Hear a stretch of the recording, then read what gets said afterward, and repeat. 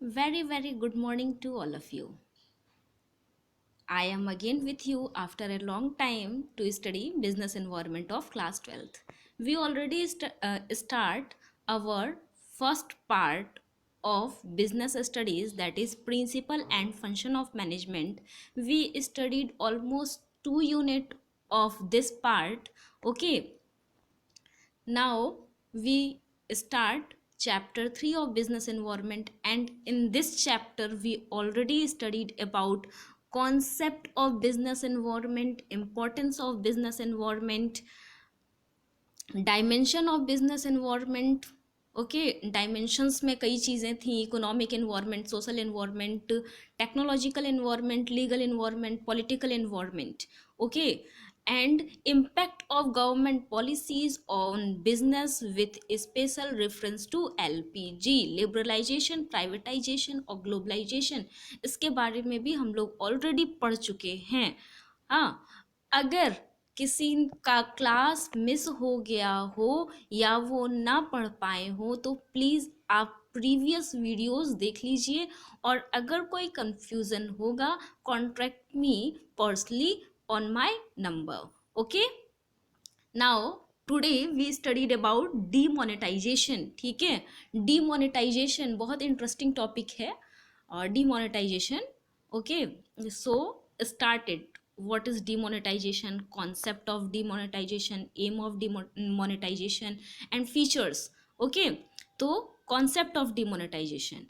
Demonetization is the withdrawal of a particular currency from circulation. मतलब कि जो current timing में करेंसी चल रही है, सर्कुलेशन में जो करेंसी होती है, उसे विड्रॉ कर लेना ही क्या कहलाता है? डिमोनेटाइजेशन कहलाता है.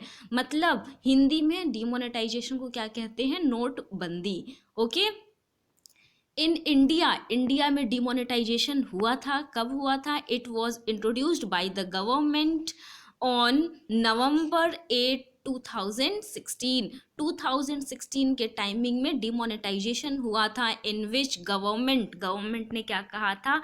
500 and 1000 note will no longer accept as a medium of exchange. मतलब मनी क्या है? मीडियम ऑफ एक्सचेंज है, हम सभी जानते हैं.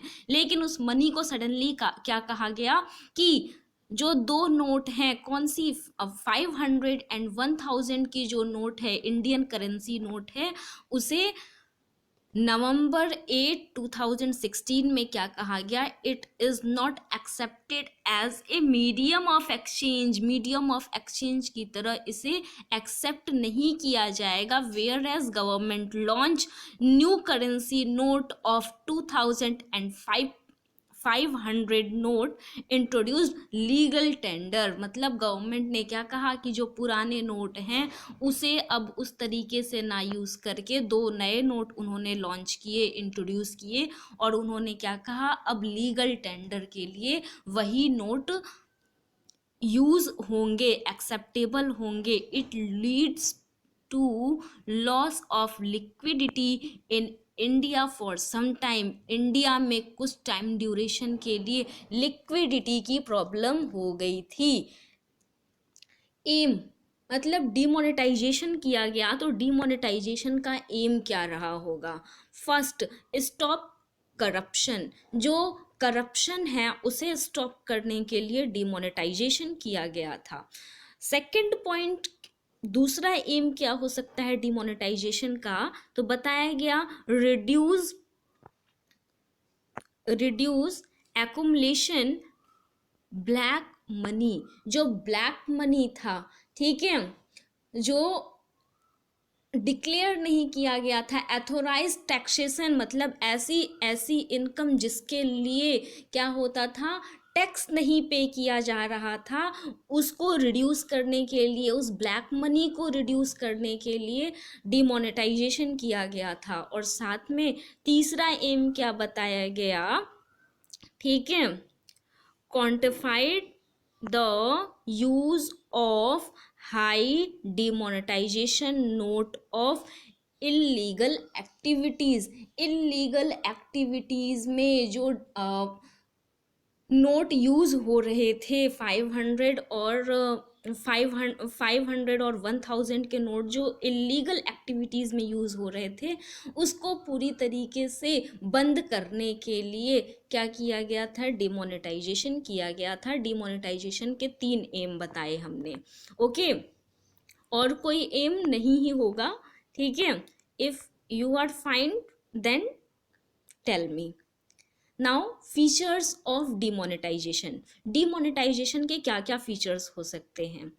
पहला पॉइंट बताया गया टैक्स एडमिनिस्ट्रेशन, मतलब डिमोनेटाइजेशन किया गया तो उसके पीछे पहला रीज़न क्या था कि टैक्स एडमिनिस्ट्रेशन, टैक्स इंक्रीज करने का। People with black money had to declare their unaccountable wealth and pay taxes at penalty rate. जिन लोगों ने अपनी इनकम गवर्नमेंट से छुपाई हुई थी, मतलब ब्लैक मनी जिसको हम कहते हैं, जिस पे लोग टैक्स नहीं देते हैं, उस मनी को क्या किया, अनकाउंटेबल, जो उन्होंने डिक्लेयर नहीं किया था उनकी कितनी इनकम है, उस इनकम को डिक्लेयर करने के बाद पेनल्टी रेट के साथ में टैक्स सबमिशन किया गया। ठीक है, it is a feature of demonetisation. Now our second feature, that is, दूसरा फीचर क्या है, चैलेंजिंग सेविंग। ठीक है, अब देखिए चैनलाइजिंग सेविंग, कैसे सेविंग क्या हुई है सडनली लोगों की। Banks offered new deposit scheme in which people invested heavily. Bank ने उस टाइम क्या किया, लोगों की जो सेविंग थी उसको क्या किया, बैंक ने डिफरेंट स्कीम निकाले कि लोग क्या कर सकते हैं कि यहाँ पे इन्वेस्ट कर सकते हैं और अपने मनी को सेव कर सकते हैं। ठीक है, it leads to increase liquidity in bank, bank में भी मनी का फ्लो क्या हो गया, सडनली इंक्रीज हो गया। Okay, now the third point, cashless economy. ठीक है, हमारी इकोनॉमी उस टाइमिंग कैसी हो गई थी, इट इनकरेज्ड डिजिटल ट्रांजेक्शन और E transaction, this lead to cashless economy. Economy में कैशलेस, ठीक है, लोग कैश को लेस मतलब कम लेके चल रहे थे और मोस्टली उनके ट्रांजेक्शन्स किसके थ्रू हो रहे थे, डिजिटल ट्रांजेक्शन या ई ट्रांजेक्शन का लोग हेल्प ले रहे थे। Okay, now elimination of terror funding. ठीक है, फाउंडिंग, अब क्या हुआ कि it will help in fight against terror funding and slumming by reducing the use of high value currency note. ठीक है, अब क्या बताया गया कि जो लोग हैं, ठीक है, स्लमिंग लोग हैं, मतलब जिनके पास ये सारे नोट नहीं होते, 1000 और 500 के नोट कुछ लोगों के पास नहीं भी थे, तो उनके लिए क्या हुआ कि बहुत अच्छा हो गया कि इस टाइमिंग किसी के पास उस टाइप के नोट्स नहीं हैं। ओके, कहीं ना कहीं रिडक्शन हुआ। ठीक है, मतलब फाइट अगेंस्ट, जो फाइट था कि हमें 1000 और 500 के नोट कलेक्ट करने हैं, वो फाइट कहीं ना कहीं स्लमिंग्स की रिड्यूस हो गई। ओके, वैल्यू ऑफ करेंसी बंद होने के बाद। Now impact of demonetisation, demonetisation के इंडिया के ऊपर बहुत सारे इम्पैक्ट पड़े। पहला इम्पैक्ट कहाँ पड़ा, money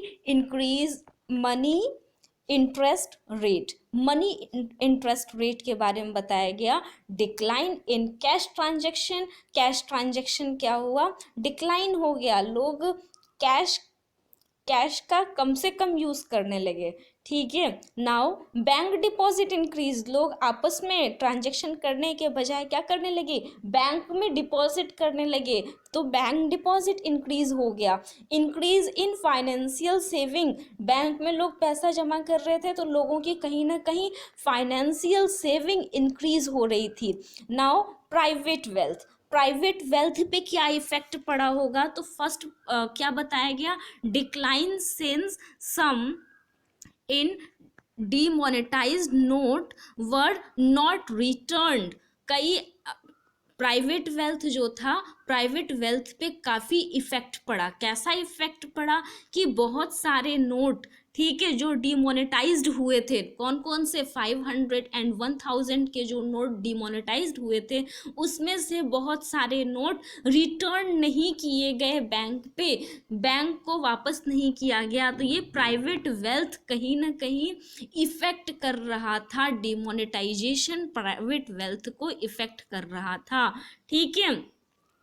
now third next point, अगर प्राइवेट वेल्थ पे इफेक्ट पड़ा तो क्या पब्लिक सेक्टर वेल्थ पे भी इफेक्ट पड़ा होगा? No effect, public sector wealth पे कोई इफेक्ट नहीं पड़ा था। इफेक्ट कहाँ पड़ा था? Only on private wealth. Now digitisation, क्या बताया गया कि digital transaction among new user suddenly increase हो गया ड्यू टू डीमोनेटाइजेशन। डीमोनेटाइजेशन होते ही नए यूजर्स आ गए डिजिटल ट्रांजेक्शन के, ठीक है। जो लोग डिजिटल ट्रांजेक्शन नहीं करते थे, रुपे AEPS का यूज़ नहीं करते थे, उन लोगों ने सडनली नेट बैंकिंग और ये सारी चीज़ों का यूज़ करना स्टार्ट कर दिया। Tax collection, as we know that we study in our features, that is tax collection is increased.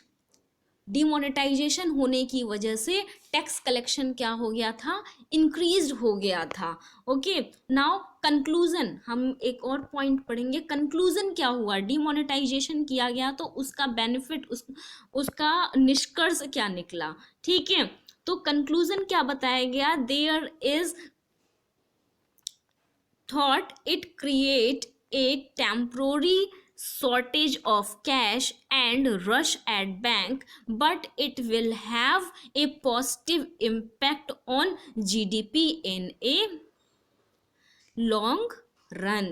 अब क्या हमने क्या उस टाइम हम लोगों को सुनने में भी आ रहा था कि क्या था, करेंसी जो कैश था वो शॉर्टेज, मतलब अगर हम बैंक जा रहे हैं या फिर हम ATM जा रहे हैं, हमारे अकाउंट में बैलेंस तो है लेकिन हम विड्रॉ नहीं कर पा रहे थे, तो कहीं ना कहीं कैश का शॉर्टेज हो गया था और बैंक में बहुत ज़्यादा रश हो गई थी, भीड़ हो गई थी, ठीक है, डिमोनेटाइजेशन के टाइमिंग। लेकिन एक पॉजिटिव इम्पैक्ट क्या था कि पॉजिटिव इम्पैक्ट ये था कि GDP लॉन्ग टाइम के लिए इंक्रीज हो गई थी। लॉन्ग रन, कुछ टाइमिंग के लिए हमारी GDP बहुत ज़्यादा इंक्रीज हो गई थी। That is beneficial for our economy, ठीक है, ये हमारी इकोनॉमी के लिए बहुत अच्छा था। Okay, that's it, and I think it is our last topic of this chapter. Okay, now if you have any problem, concern to me. Thank you, have a nice day.